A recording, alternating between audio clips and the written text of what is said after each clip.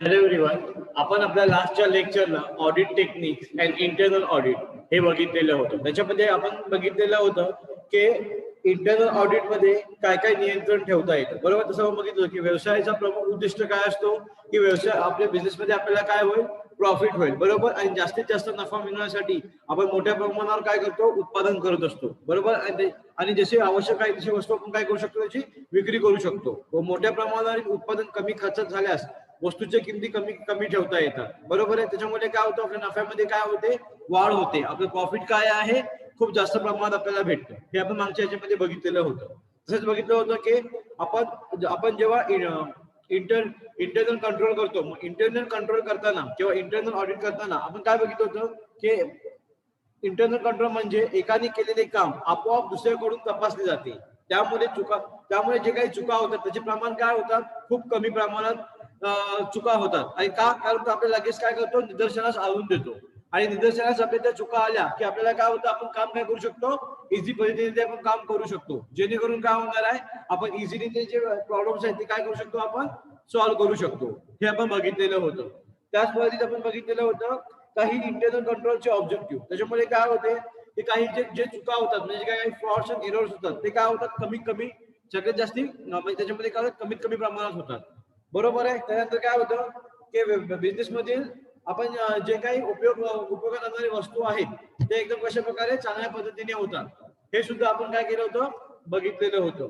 त्याच पद्धतीमध्ये आपण नेक्स्ट काय बघितलेलं होतं, auditors duty regarding internal control. याच्यामध्ये आपण काय बघितलेलं होतं, ते जे काही आपण व्यवसायामध्ये जे काही अंतर्गत पद्धती आहेत अस्तित्वात आल्याच्या नंतर आपण त्याचे काम करणे काय होते, सुलभ होते, बरोबर आहे. त्यानंतर बघितलेलं होतं आपण ते नियमित तपासणी. जर नियमित तपासणी होत असेल तर काय होते, व्यवसाय हिशोबाची नियमित तपासणी केली जाते.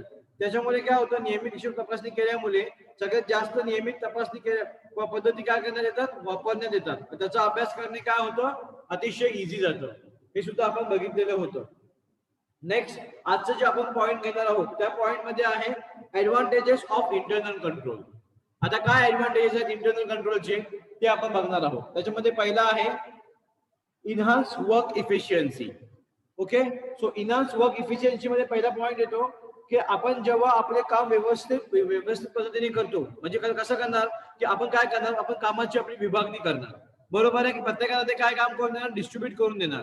जेणेकरून काय होतं की जेव्हा आपण काम आपलं डिस्ट्रीब्यूट करून देतो त्याच्यामुळे काय होतं, जो आपल्या आवडतेनुसार किंवा आपल्या कार्यक्षमतेनुसार, बरोबर आहे, त्याला काम दिले जाते. आणि आवडीनुसार काम दिल्याने कर्मचारी मनापासून काय करतात, काम पूर्ण करतात, बरोबर आहे.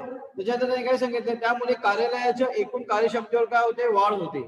थोडक्यात आपण जो इंटरनल कंट्रोल करणार आहोत त्या पद्धतीमध्ये काय होते, त्या तत्वामध्ये कार्यक्षमतेत वाढ होते, बरोबर आहे. मी ते सांगितलं तुम्हाला की तुमचं जर इफिशियन्सी ऑफ इफिशियंट वर्क, तुमचं जर इफिशियंट तुम्ही वर्क करताय, तुमच्या आवडीची तुम्हाला जो कामं दिली जातात त्या विभागामध्ये त्या डिव्हिजन मध्ये, तर तुम्ही काय करू शकता, ते काम पूर्णपणे करू शकता. 100% तुम्ही त्याच्यामध्ये तुमचं द्या, बरोबर आहे. आणि ते काम कसे होतील, लवकर काय होतील, पूर्ण करता येतील. आवाज येतोय का साक्षी, सनी आवाज येतोय? Yes sir. Okay, so next point बघा काय दिलेलं आहे आपल्याला. नेक्स्ट पॉइंट आहे आपल्या ह्याच्यामध्ये errors and frauds to be advances taken. म्हणजे काय की जे आपले जे काही चुका होतात, बरोबर आहे, ते टाळल्या जातात, अवॉइड केल्या जातात.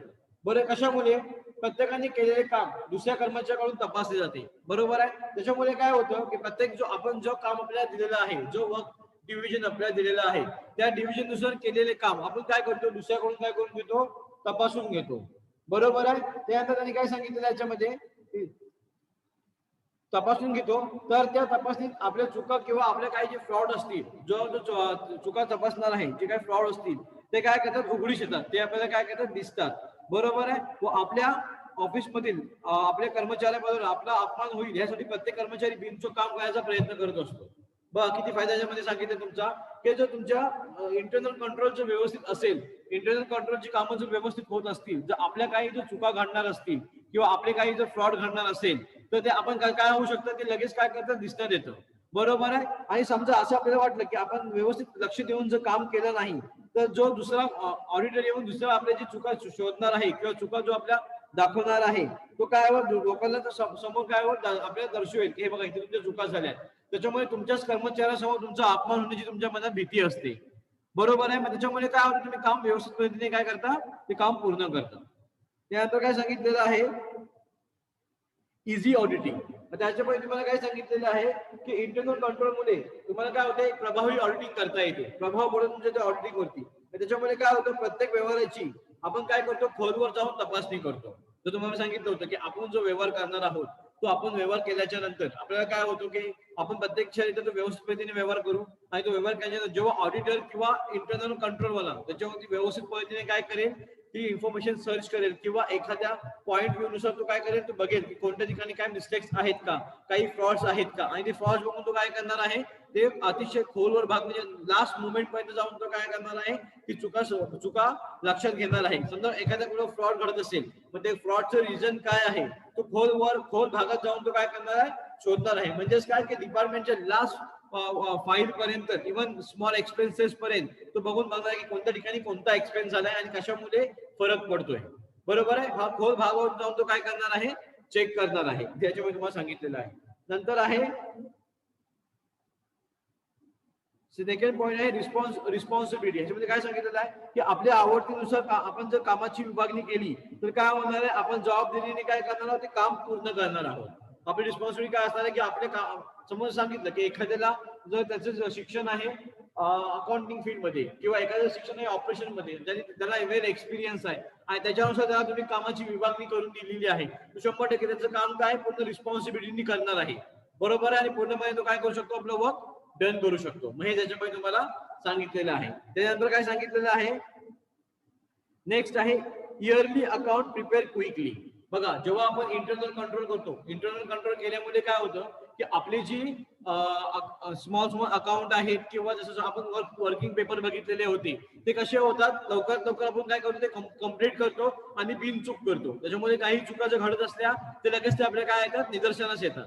बरोबर आहे. आणि निदर्शनास आले की आपण काय करतो की आपली जी इयरली अकाउंट आहेत ते आपण त्या वर्किंग पेपरद्वारे किंवा आपल्या स्मॉल ऑडिटद्वारे आपण काय करतो लवकर कव्हर करतो. आणि त्याच्यामुळे काय होतं आपले जे इयरली अकाउंट आहेत ते आपण लवकर काय करू शकतो प्रिपेअर करू शकतो.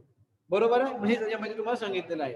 त्यानंतर काय सांगितलेलं आहे बघूया easy book keeping and accountancy. Same सांगितलं याच्यामध्ये की आपण व्यवस्थित पद्धतीने जर आपलं काम केलं बरोबर आहे ते आपली काही जी लेखा पुस्तकं वार्षिक अहवाल आहेत ते आपण काय करू शकतो इझिली प्रिपेअर करू शकतो. बरोबर आहे. ते हे कशामुळे हेल्प होणार आहे तुम्हाला पूर्ण इंटरनल कंट्रोल मध्ये तुम्हाला याच्यामध्ये हेल्प होणार आहे. त्यानंतर काय सांगितलेलं आहे नंतर आहे ट्रस्टी म्हणजे ट्रस्ट ठेवू शकता तुम्ही. एका कर्मचाऱ्याने केलेल्या कामाची तपासणी दुसऱ्या कर्मचाऱ्याकडून होते. बरोबर आहे. आणि त्यामुळे काय होतं की आपण दुसऱ्या कर्मचाऱ्याकडून जर आपण एखादी माहिती आपल्याला घ्यायची असेल तर आपल्याला काय करायचं समजा त्यांनी ऑडिट केलं तर त्या ऑडिट मध्ये त्यांनी जी केलेली माहिती असेल ती काय त्यांनी जे एरर्स असतील ती तरी आपल्या निदर्शनास आणली तर आपल्याला त्याच्यावर ट्रस्ट ठेवून ते काय करायचे एरर्स व्यवस्थित सुधारायचे आहेत.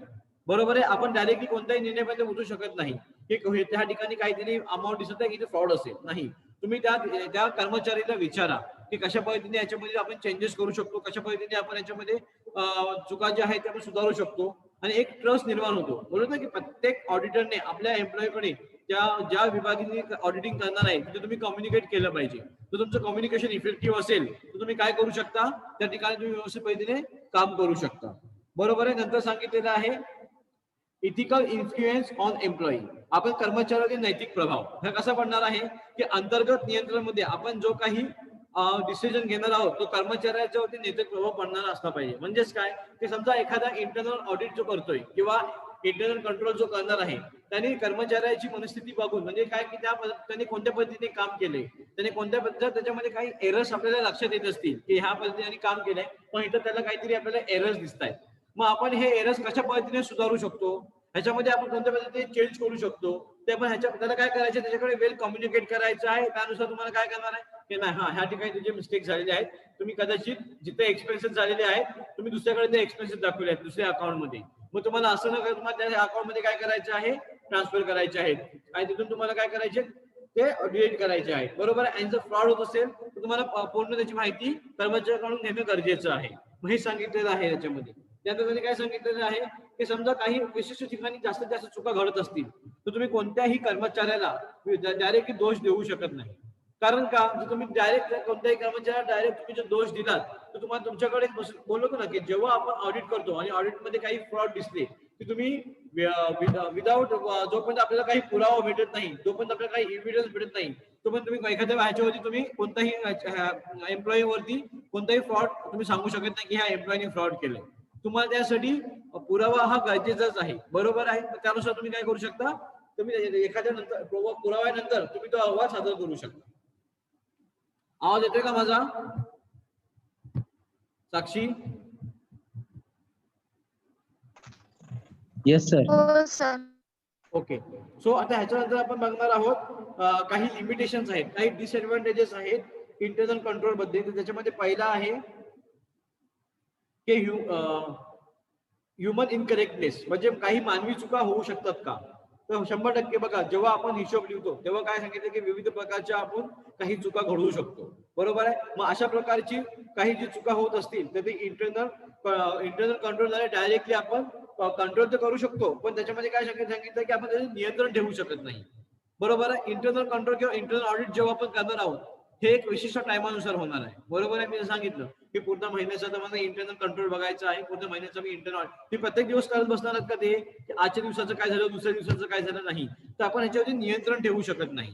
चुका ह्या घडणारच, एरर्स हे होणारच. काही व्यक्ती फ्रॉड सुद्धा करतात, पण ते फ्रॉड प्रत्येक वर्षी होत नाही असं नाही, पण फ्रॉड कोणत्या वर्षी होऊ शकतो. पण जे एरर्स आहेत, काही मिस्टेक्स आहेत, ते तुमच्या वर्कर पासून घडू शकतात. मग आपण त्याच्यावरती दररोज नियंत्रण ठेवू शकतो का? नाही. मग ही एक मोठं डिसएडव्हान्टेजेस आहे की आपण जेव्हा इंटरनल ऑडिट करायला घेणार आहोत त्या टाइमात आपण काय करू शकतो, आपण ते चुका फक्त सुधारू शकतो, पण दररोज त्याच्यावरती आपल्याला नियंत्रण ठेवता येत नाही. ओके. त्यानंतर काय सांगितलेलं आहे, आणि ही पद्धत जी आहे व्हेरी एक्सपेन्सिव्ह. का? कारण एकच काम दोनदा कर्मचाऱ्यांनी करावे लागते. बघा, कधी कधी काय होतं की आपण इंटरनल ऑडिट करत असताना, पण हा पॉईंट झालेला आहे की इंटरनल ऑडिट करत असताना आपण काय करतो की जेव्हा ऑडिटर येतो तेव्हा आपण सतत त्याला पेमेंट करावं लागतं, बरोबर आहे. मग त्याच्यामध्ये काय खूप खर्चिक पद्धत आहे, बरोबर आहे. आणि काही जी लोक आहेत जे तुम्हाला दुसरे कामं करणार आहेत किंवा पुन्हा पुन्हा जे कामं करणार आहेत त्यांना सुद्धा आपल्याला जास्त पैसे द्यावे लागतात. म्हणजेच काय की ही खूप मोठी खर्चिक पद्धत आहे, त्याच्यामध्ये आपलं काय होऊ शकतो, लॉस होऊ शकतो. नंतर आहे चेंजिंग सिच्युएशन. काही अचानक घडणाऱ्या घडामोडी व बदलामुळे नियंत्रण पद्धती यशस्वी होऊ शकत नाही. काही समजा सडनली काही चेंज झाली, जसं की आता आपण बघतो की ऑर्गनायझेशन मध्ये किंवा बिझनेसमध्ये खूप सारे चेंजेस होतात. कोरोनाच्या मुळे काही बिझनेस ठप्प पडलेले आहेत, काही कोरोनामुळे काही चेंजेस झाले बिझनेसमध्ये, काही बिझनेस पॉलिसी चेंज केलेली आहे. मग अशा पद्धतीमुळे काय होऊ शकतं, काही ठराविक लगेच चेंजेस येऊ शकतात. मग हे चेंजेस आपल्याला लगेच एक्सेप्ट करता आले पाहिजे. जर आपण एक्सेप्ट केलं नाही तर काय होऊ शकतो, आपण इंटरनल कंट्रोल पण व्यवस्थित पद्धतीने काय करणार, करू शकत नाही. मग ह्याच्यामध्ये सांगितलेलं आहे की तुमचं ऑडिट टेक्निक्स आणि इंटरनल कंट्रोल करत असताना तुम्हाला व्यवस्थित पद्धतीने काय करायचे आहे, त्याच्यामध्ये सहभाग घेऊन पूर्ण करायचे आहे. पण समजा आपण जर काही प्रॉब्लेम निर्माण झाले तर तुम्ही ते लगेच तुम्हाला सॉल्व्ह करता आले पाहिजे. पण बदलत्या परिस्थितीमुळे तुम्ही इंटरनल कंट्रोल दररोज करू शकत नाही. त्याच्यामुळे काय होतं की तुम्हाला जेव्हा तुम्ही इंटरनल कंट्रोल करणार किंवा इंटरनल ऑडिट तुम्ही करणार आहात त्याच्यावर तुम्हाला खूप वेळ देऊन करावं लागेल. ओके. त्यानंतर काय सांगितलेलं आहे,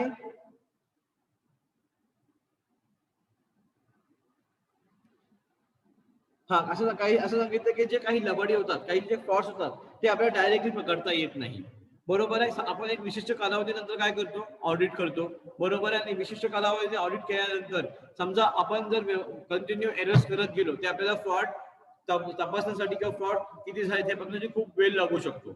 मग त्यासाठी जर तुम्ही इंटरनल ऑडिट व्यवस्थित पद्धतीने केलं तर तुमचा फायदा होऊ शकतो. मग तोट्यामध्ये हेच सांगितलं की तुम्ही जर इंटरनल ऑडिट केलं नाही तर तुम्हाला फ्रॉड लक्षात येण्यासाठी खूप वेळ लागू शकतो आणि त्याच्यामुळे तुमचं काय होऊ शकतं, तुमचं ऑडिट रिपोर्ट, ऑडिट अहवाल जो आहे तो बनवण्यासाठी खूप वेळ लागेल आणि तुम्ही तो लवकर सादर करू शकत नाही. त्याच्यामुळे काय होतं की कंपनीची जी फायनान्शियल पोझिशन आहे, कंपनीची जी पोझिशन आहे ती खूप वीक होते, बरोबर आहे. त्याच्यामुळे आपल्याला आपले अहवाल आपण आपल्या स्टेक होल्डर, बरोबर आहे, आपल्या इन्व्हेस्टरला आपण त्या टायमात देऊ शकत नाही. त्याच्यामुळे खूप सारं काय होतं, आपल्याला त्रास होऊ शकतो, जेणेकरून आपली जी कंपनी आहे ती खूप लॉस मध्ये जाऊ शकते. हे काही तिचे लिमिटेशन सांगितलेले आहे. ओके, समजतंय का इथपर्यंत? सनी, साक्षी, हॅलो. हो. ठीक आहे. ओके, नेक्स्ट लेक्चर आपण उद्या बघणार आहोत आपल्या लेक्चरला हे अजून काय तुम्हाला कोणते पॉईंट समजले असतील तर तुम्ही मला विचारत चला. ठीक आहे, कोणतेही जर पॉईंट समजले नसतील तर विचारत. आपला आजचा जो पॉईंट घेणार आहोत आपण आपल्या ऑडिटिंग मध्ये, त्याचं नाव आहे internal check versus internal control. ह्याचं डिफरन्शिएट आपण करणार आहोत. बघूया काय सांगितले, काही पॉईंट्स दिलेले त्याच्यामध्ये. तर पहिला आहे याच्यामध्ये मिनिंग. काय मिनिंग असू शकतं इंटरनल चेक बद्दल? तर जेव्हा आपण इंटरनल चेकिंग करतो म्हणजेच काय, आपण जेव्हा अंतर्गत तपासणी करतो म्हणजे आपल्या कर्मचाऱ्यांमार्फत केलेली सतत हिशोब तपासणी. म्हणजे आपला कर्मचारी जो काही आपला जो एम्प्लॉई असेल, जो काही तो रेकॉर्ड बुक तयार करणार आहे, मग रेकॉर्ड बुक तयार केल्याच्या नंतर आपण दुसऱ्याकडून ते काय करून घेतो, ते चेक करून घेतो, दुसऱ्याकडून तपासून घेतो. मग यामध्ये एका कर्मचाऱ्याला काम दुसऱ्या कर्मचाऱ्याकडून तपासावे लागते. बरोबर आहे, हेच आहे इंटरनल चेक. म्हणजे एखादी आपण जर समजा स्टेटमेंट तयार केले, एखादं आपण जर बिल बुक तयार केलंय, बरोबर आहे, मग एखादी केलेली संपूर्ण जी रेकॉर्डिंग असेल ती काय करतात, दुसऱ्या कर्मचाऱ्याकडून काय करून घेतात, चेक करून घेतात. बरोबर आहे. आणि इंटरनल कंट्रोल मध्ये काय सांगितलेलं आहे याच्यामध्ये, की व्यवसायाचा कारभार कार्यक्षमतेपेक्षा चालवण्यासाठी व्यवस्थापन मंडळाने काही जे आर्थिक व इतर प्रकारची नियंत्रण पद्धती आहे त्याच्यामध्ये काय सांगितलेले आहे, की इंटरनल मध्ये जे काही चेंजेस होत राहतात, बरोबर आहे, हे सुद्धा नोंदणी कोण करते, तर आपल्याच बिझनेस मधील आपल्या सेम व्यवसायामधील असलेला कर्मचारी करत असतो. नंतर सांगितलेलं आहे आपल्याला याच्यामध्ये, की ह्याचे मेन ऑब्जेक्टिव्ह काय आहेत.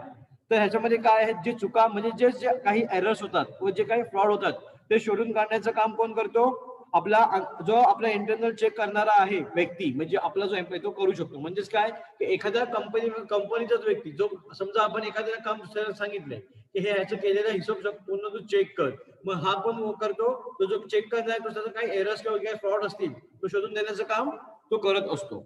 बरोबर आहे. ते सांगितलंय की काही चुका व काही फ्रॉड होत असतील ते शोधून काढण्यापेक्षा त्या होऊ नये व ते प्रयत्न करणे हा अंतर्गत तब्येतीचा उद्देश असतो. म्हणजे काय सांगितलं याच्यामध्ये, की समजा काही मिस्टेक सतत घडत असतील तर इंटरनल चेकचा फायदा काय सांगितलेला आहे, की हे मिस्टेक्स पुन्हा पुन्हा झाल्या नाही पाहिजे. मग मिस्टेक्स पुन्हा पुन्हा होत नसतील तर हे कुणी करायचं आहे काम, इंटरनल चेकचा फायदा होतो, की तुम्ही जो इंटरनल चेक करत असता, सतत तपासणी करत असता, तेव्हा तुमच्या लक्षात येतं की हे अशी मिस्टेक होत आहेत. मग तुम्ही सतत जर तपासणी केली तर हे मिस्टेक्स पुन्हा होऊ शकत नाही. नंतर सांगितले आहे तुम्हाला इंटरनल कंट्रोल मध्ये, की संपूर्ण जो काही आपण खर्च किंवा संपूर्ण जो आपण टोटल करणार आहोत ती बिनचोक तयार करणे व त्याच्यामध्ये काही जर एरर असतील किंवा काही फ्रॉड असतील ते शोधून काढणे. आणि त्याचा मेन उद्देश काय असतो इंटरनल कंट्रोलचा, की हे लोकांच्या लक्षात येऊन देणे, की एक्झॅक्ट कोणत्या साईटला काय झालंय, फ्रॉड झालाय, कोणत्या साईटला तुम्ही एरर्स केलेत. बरोबर आहे, हे त्याचा मेन उद्देश आहे इंटरनल कंट्रोलचा, की तुम्ही हे लक्षात त्यांचा देणे, हा त्याचा मेन उद्देश सांगितलेला आहे. ओके.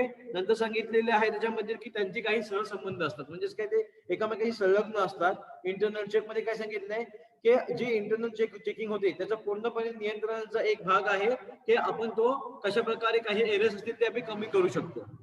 ओके. नंतर सांगितलेलं आहे इंटरनल कंट्रोल मध्ये, की काही जे अंतर्गत समावेश कसा करतो, की जेव्हा काही एरर्स घडतील, मग जेव्हा आपण ते एखाद्याचे किंवा फ्रॉड्स घडतील, जर ते एखाद्याच्या लक्षात येत असेल तर त्याचं एव्हिडन्स आपल्याला काय करायचं आहे, सबमिट करायचं आहे मॅनेजमेंटला तो रिपोर्ट. ओके. नंतर सांगितलेलं आहे याच्यामध्ये आपल्याला, की काय सांगितलं याच्यामध्ये, की काय गरजेचं आहे, की कोणत्याही इंटरनल तपासणीमध्ये आपण काय असतो, की तो व्यक्ती बंधनकारक नसतो. म्हणजे काय, कारण इंटरनल व्यक्ती जो चेक करणारा आहे तो कसा असणार आहे, तो कंपनीचाच अपॉइंट केलेला आहे, कंपनीचाच एम्प्लॉई आहे, तो कोणत्याही पद्धतीचा बंधनकारक नसतो. पण इंटरनल जो चेक करणार आहे, बरोबर आहे, तो त्याला बिनचूक करता आली पाहिजे. बरोबर आहे, तो काही मिस्टेक्स नाही केले पाहिजे त्याच्यामध्ये.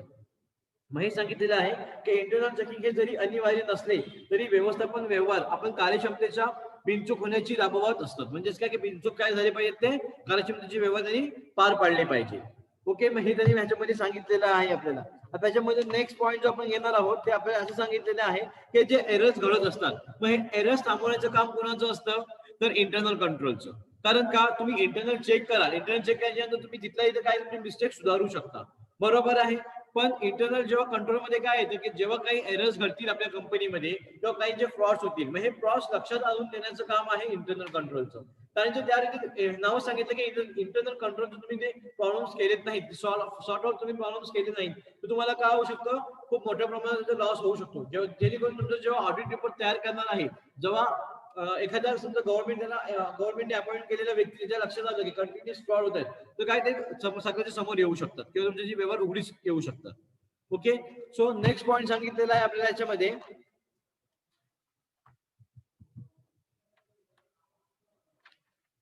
नेक्स्ट पॉईंट असं सांगितलं आपल्याला याच्यामध्ये की जेव्हा आपण हे सगळे शोधणार आहोत की एक्झॅक्ट कोणत्या ठिकाणी तुम्हाला जे इंटरनल कंट्रोल मध्ये सांगितलेलं आहे की तुम्ही कोणत्या ठिकाणी तुम्ही काय करता की लोकांच्या लक्षात येत आहे की तुम्ही अशा ठिकाणी फ्रॉड केलेले आहेत. मग हे फ्रॉड जर लक्षात येत असतील तर तुम्हाला ह्याच्यामध्ये काय सांगितलेलं आहे की जे काही फ्रॉड असतील जर ते तुम्ही व्यवस्थित त्याचे एव्हिडन्स तुम्ही जे दिलेत नाही तर तुमचे ते फ्रॉड्स काय की ते फेटाळले जातील. म्हणजेच काय की तुम्ही त्याचा पुरावा जर सबमिट केला नाही तर त्या ठिकाणी तुमचं काय होऊ शकतं, नुकसान होऊ शकतं. बरोबर आहे. नुकसान अर्थ आहे काय की तुमचा जो बनणारा जो ऑडिट रिपोर्ट आहे ह्याला काय लागू शकतो, खूप वेळ लागू शकतो. ओके. त्यानंतरचा जो पॉईंट त्याच्यानंतर जो सांगितलेला आहे नेक्स्ट चॅप्टर बघूया काय सांगितलं आपल्याला. नेक्स्ट चॅप्टर आहे याच्यामध्ये audit technique of watching of verification. So ह्याच्यामध्ये काय सांगितलेलं आहे बघूया आपण की audit techniques and watching verification. सगळ्यात पहिले आहे आता वॉचिंग म्हणजेच काय की ऑडिट टेक्निक म्हणजेच काय. आता आपण बघितलं की ऑडिट टेक्निक म्हणजेच काय की व्यवस्थितरित्या काय झालं पाहिजे, ऑडिट झालं पाहिजे. मग ऑडिट होत असताना त्याची खूप सारी टेक्निक आहेत ते जर आपण यूज नाही केली म्हणजेच काय वेगवेगळ्या टेक्निकने ऑडिट होत असतं. बरोबर आहे. आणि ऑडिट हे खूप प्रकारचे आहेत. बरोबर आहे. सो त्याचप्रमाणे वॉचरिंग सांगितलंय की वॉचरिंग म्हणजेच काय तर vouching means testing the truth of the items appraising in the books of originally entry. म्हणजेच काय की आपण जे पुस्तकामध्ये आपण जे आपल्या बिलबुक मध्ये नोंदवलेल्या व्यवहाराची सत्यता म्हणजे एक्झॅक्ट तो किती सत्य आहे बरोबर आहे हे पडताळण्याचे काम किंवा हे प्रमाणपत्र ह्याला वॉचरिंग केलं जातं. म्हणजेच काय की जे आपण काय बिलबुक मध्ये जो व्यवहार मांडलेला आहे बरोबर आहे बिलबुक मध्ये जो व्यवहार आपण मांडतोय त्यालाच आपण काय बोलणार आहोत, वॉचरिंग. म्हणजेच काय हे चेक करण्याचं काम किंवा पडताळण्याचं काम म्हणजे वॉचरिंग. ओके. सो ह्याच्यामध्ये आपल्याला असं सांगितलेलं आहे की आपण जे बिलबुक मध्ये जे काही आपण आपले बिझनेस मध्ये काही ट्रान्झॅक्शन जे आपण नोंदवतो ते आलेल्या व्यवहारांचा अधिकाराचा आणि सच्चेपणाचं म्हणजेच काय की जे खरे आहेत ते खोटे आहेत हे पडताळण्याचं काम कोणाचं असतं तर वॉचरिंगचं असतं. एक्झॅक्ट आपण म्हणतो की बिल वाउचर पाहिजे. बिल वाउचर शिवाय आपल्याला समजणार नाही की आपण कोणत्या पद्धतीने कोणती ट्रान्झॅक्शन केली आहे. बरोबर आहे. मग हे कधी कळेल जेव्हा तुमच्याकडे काय असतील बिल वाउचर असतील तेव्हा तुमच्या काय लक्षात येऊ शकतं की बिल वाउचर काय आहे आणि त्याला नंतरमध्ये व्हेरीफाय केली जातात. व्हेरीफाय जरी केलं जातं की एक्झॅक्ट तुम्ही किती खर्च केलेला आहे किंवा किती तुम्हाला खर्च आलेला आहे आणि तुम्ही किती दाखवलाय हे व्हेरिफिकेशन करणं गरजेचं असतं. ओके. मग हे सांगितलेले आपल्याला त्याच्यामध्ये काही पॉईंट सांगितलेले आहेत की जेव्हा तुम्ही एखाद्याची ऑडिट करता किंवा ऑडिट ऑफ इन्कम दाखवता तर याच्यामध्ये तुम्हाला कोणते कोणते पॉईंट गरजेचे आहेत ते मेन पॉईंट आपण आज घेणार आहोत. त्याच्यामध्ये पहिला जो पॉईंट सांगितलेला आहे आपल्याला तो आहे कॅश सेल. आता कॅश सेल मध्ये काय काय येतं की तुम्ही एक्झॅक्ट काय काय कॅशच्या ह्याच्यात तुम्ही सेल केले आहात जेणेकरून तुम्हाला कॅश प्राप्ती झाली आहे. आता तुमच्याकडे येणारी इन्कम तुम्हाला दाखवायचं आहे बरोबर आहे. मग येणारं इन्कम तुम्ही जे दाखवताय ते तुम्ही कोणत्या रूपाने दाखवणार आहे म्हणजेच काय की थोडक्यात तुम्ही कशातून तुम्हाला इन्कम येऊ शकतो. समजा एखादी कंपनी कोणतेही प्रोडक्ट सेल करत असेल आणि त्यांचा पूर्ण व्यवहार हा कॅश मध्ये असेल बरोबर आहे. मग एखादी अमाऊंट समजा कमी आली म्हणजे कमी येण्याचं रिझन काय असू शकतं ते काही आपण ह्याच्यामध्ये बघणार आहोत. तर पहिले सांगितलेलं आहे आपल्याला विक्रीवरील सूट म्हणजेच काय की discounted giving the discount of the your transaction or selling. म्हणजेच काय समजा तुम्ही एखादी जर वस्तू मार्केटमध्ये सेल करताय एखादा प्रोडक्ट जो तुम्ही मार्केटमध्ये सेल करताय बरोबर आहे आणि त्याच्या जी प्रोडक्टची किंमत आहे 100 रुपये आणि तुम्हाला रिसिव्ह झाले फक्त ऍज अ कॅश 90 रुपीज. मग तुम्ही ह्याच्यामध्ये काय डिस्काउंट दिलेत का हे तुम्हाला बघणे गरजेचं आहे बरोबर आहे. म्हणजेच काय की जेव्हा तुम्ही ऑडिट करत असाल मग ऑडिट करत असताना तुम्ही तिथे ते मेन्शन करणं गरजेचं आहे तुमच्या वॉचरिंग मध्ये की तुम्ही डिस्काउंट किती देताय. इव्हन तुम्ही सिंपल शॉप मध्ये जरी गेलात किराणा मालाचे जे सुपर मार्केट आहेत तिथे तुम्हाला दिसतं बघा की यू रिसीव्ह डिस्काउंट 10%, 15% किंवा 0% बरोबर आहे. तिथे कंपल्सरी त्या बिल वरती मेन्शन असतं. कारण का ते सुद्धा ते पुरावे ठेवतात की आम्ही आमच्या ह्या कस्टमरला एवढं डिस्काउंट दिलंय आणि ते तुम्ही जेव्हा तुमचं पूर्ण ऑडिट होतं तेव्हा तुम्हाला ते शो करायला गरजेचं असतं. कारण का तुमच्याकडे किती पैसे येत आहेत किती पैसे जात आहेत हे माहिती असतं तुम्हाला काय आहे गरजेचं आहे. ओके. त्यानंतर सांगितलेलं आहे आपल्याला नेक्स्ट सांगितलेलं आहे की आपण काही समजा आपले जे वाउचरिंग आहे समजा काही ठिकाणी आपण जर ते रद्द केले तर त्याचं एक्झॅक्ट आपण कुठे मेन्शन केलं एखादं प्रमाण कुठं दाखवलंय. म्हणजेच काय की एखाद्या वेळेस रोख विक्रीच्या पावत्या आपण रद्द केलेल्या असतील तर त्याच्या मूळ प्रतीसह त्याचा असल्या पाहिजेत. म्हणजेच काय जेव्हा बोलतो ना की काही ट्रान्झॅक्शन रिटर्न मध्ये होतात होतो ना पण काही सेल्स रिटर्न होतो. मग सेल्स तुमचं काही रिटर्न झालेला असेल तर तुम्ही त्याची सुद्धा काय केले पाहिजे वाउचर तयार करून ठेवले पाहिजे जेणेकरून तुम्हाला ते काय करता येतील इझिली शो करता येतील कंपनीला. जेव्हा ऑडिट होते तेव्हा ऑडिट रिपोर्ट काय करायचे ते इझी तुम्ही शो करू शकता. ओके. सो हे त्याच्यामध्ये सांगितलेलं आहे. आवाज येतोय का साक्षी?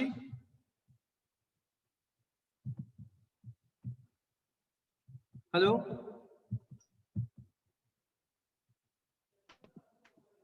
हॅलो, आवाज येतोय?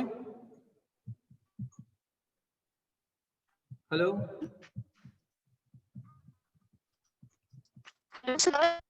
हा, आवाज येतोय का? हो सर. ओके ओके, समजतंय ना? हो सर. ठीक आहे. सो नेक्स्ट पॉइंट घेऊया आपण. काय सांगितलंय बघूया. ओके, नेक्स्ट पॉइंट सांगितलेला आहे आपला की आपण जे आपल्या कॅश व्यवहार करणार आहोत, मग त्याची जी आपण एंट्री मेन्शन करणार आहोत, ती एंट्री मेन्शन करत असताना तुम्ही त्याच्याकडे काय केलं पाहिजे, व्यवस्थित लक्ष दिलं पाहिजे. म्हणजेच काय की रोख पावती आणि जे काही आपण नोंद करतो त्याची नोंदणी प्रत्येक व्यवहारामध्ये झाली पाहिजे. तर प्रत्येक व्यवहाराच्या मिळणाऱ्या रकमेबद्दल दिलेल्या पावतीची परीक्षण करून आपल्याकडे आलेली कॅश त्याची आपण तुलना केली पाहिजे की एक्झॅक्ट आपण जेवढे प्रोडक्ट विकलेत तेवढेच पैसे आपल्याला आलेत का, तेवढी वस्तू जेवढे किमतीचे पैसे म्हणजे जेवढी वस्तूची किंमत आहे तेवढी आपल्याला प्राइस रिसिव्ह झाली आहे का, अमाऊंट रिसिव्ह झाली आहे का, हे सुद्धा आपल्याला बघायचे गरजेचं आहे. त्याच पद्धतीने विक्रीचे सर्व व्यवहार आपण आपल्या जे बिल बुक आहे त्याच्यामध्ये नोंदवले आहेत का ह्याची खात्री करणे इम्पॉर्टंट आहे. हे सांगतं वाउचरिंग मध्ये.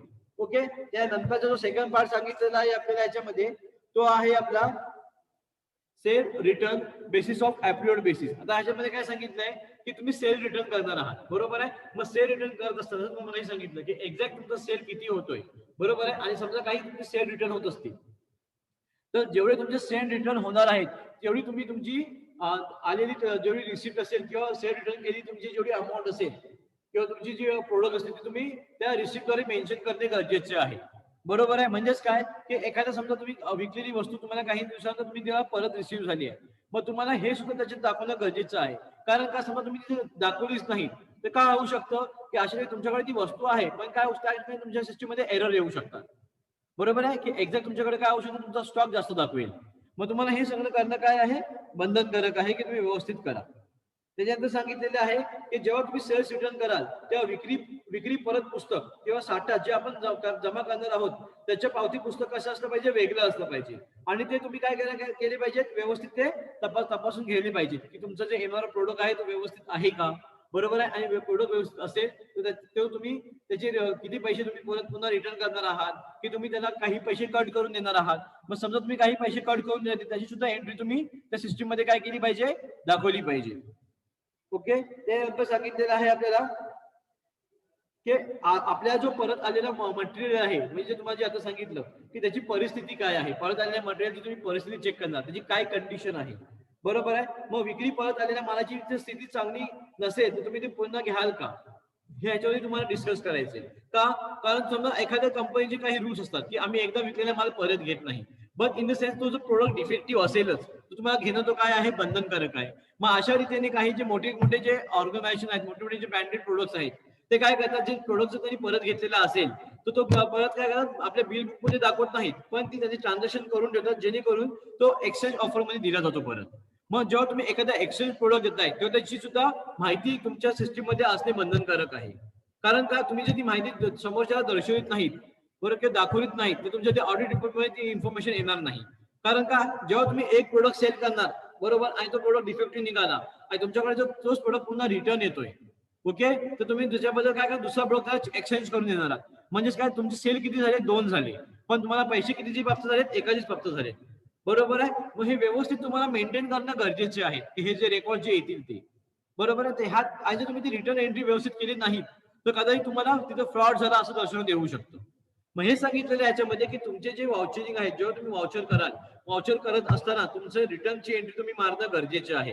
तर तुम्ही रिटर्नची एंट्री न मारता तुम्ही दुसरा प्रोडक्ट त्याला जर पुन्हा आणखीन एक्सचेंज करून देताय तर तुमच्या सिस्टीम मध्ये तुम्हाला एरर्स जर फाइंड आउट झाले नाही तर ते फ्रॉड मध्ये समजलं जातं. ओके, सो नेक्स्ट सांगितलेलं आहे याच्यामध्ये की बॅड डेब्ट्स.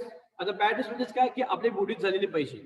मग असे पैसे काय तुम्ही कशा पद्धतीने रिकव्हरी करू शकता की बुडीत कर्ज वसुली ही आपण काय करतो, जे आपल्याला येणार नाही झालेली असल्यास आपण काय करणार, खाली बाबी तपासून घेतो. समजा एखादी काही वर्षापासून बिल पेंडिंग आहे आणि ते पैसे आपल्याला रिसिव्ह होत नाहीये, तुम्ही त्या ठिकाणी ते बॅड डेब्ट दाखवणार. पण सडनली इन केस तिथे पैसे आले तर तुम्ही कोणत्या महिन्यामध्ये कोणत्या तुम्ही ती ट्रान्झॅक्शन केली होती ती तुम्ही ट्रान्झॅक्शन तुम्हाला त्या सिस्टीम मध्ये शोधून तुम्हाला काय करायचं, त्याचं बिल तुम्हाला पेड करायचंय. समजा मी डायरेक्टली दाखवले की एवढे पैसे आले तर मी ती उचलून माझ्या सरळ मी माझ्या अकाउंटमध्ये टाकले किंवा माझ्या गल्ल्यामध्ये टाकले आणि त्याची मी एंट्री केली नाही, बरोबर आहे. आणि माझी जर पैशाचा व्यवहार जास्त होत असेल तर इन द सेन्स काय, मला तो शोधण्यासाठी खूप वेळ लागू शकतो. मग जेव्हा ज्या टाइममध्ये तुमचे ते बिल तुम्हाला रिसिव्ह होणार आहे, मग त्या किती तारखेचं बिल आहे हे बघून तुम्हाला काय करायचं आहे, की तुम्हाला ती एंट्री करणं बंधनकारक आहे. म्हणजे एंट्री जी तुम्ही कराल ती करणे गरजेचे आहे.